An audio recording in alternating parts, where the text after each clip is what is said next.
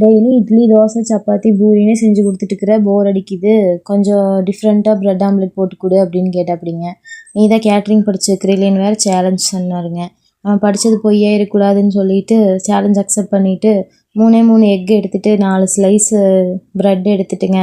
ஒரு பெரிய வெங்காயத்தை நல்லா பொடுசு பொடுசா கட் பண்ணி நார்மலாக ஆம்லெட் செய்கிற மாதிரியே எக்கில் கலக்கி ஃபஸ்ட்டு எக்கு ஊற்றிட்டேங்க. அது மேலே 2 பிரெட்டையும் குப்புற திருப்பி போட்டுங்க. மேலே நம்ம கொஞ்சம் டிஃப்ரெண்ட்டாக வேறு கேட்டிருக்குறாங்களேன்னு சொல்லிட்டு கொஞ்சம் பன்னீரில் ஒரு மிளகாய போட்டு 2 பூண்டு போட்டு, உங்களுக்கு பூண்டு பிடிக்குன்னா எக்ஸ்ட்ரா பூண்டு போட்டுக்கோங்க. சூப்பர் டேஸ்ட்டாக இருந்துச்சுங்க. போட்டு நல்லா மிக்சியில் போட்டு அரைச்சிட்டு அது கூட ஐஸ் க்யூப்ஸ் சேர்த்து அரைச்சிக்கோங்க. அப்போ தான் கொஞ்சம் க்ரீமியாக நல்லா மயனைஸ் மாதிரி கிடைக்கும்.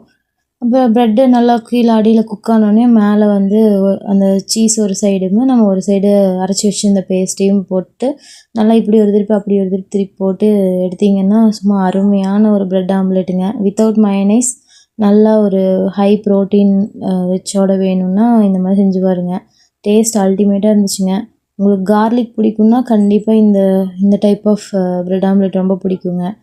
பார்க்குறக்கும் நல்லா ரிச்சாக க்ரீமியாக நல்லா மயனைஸ் போட்ட மாதிரி இருந்துச்சுங்க. 2 பேரும் ஆளுக்கு ஒரு பிடி பிடிச்சிட்டு டின்னரை முடிச்சுட்டு தூங்கியாச்சுங்க.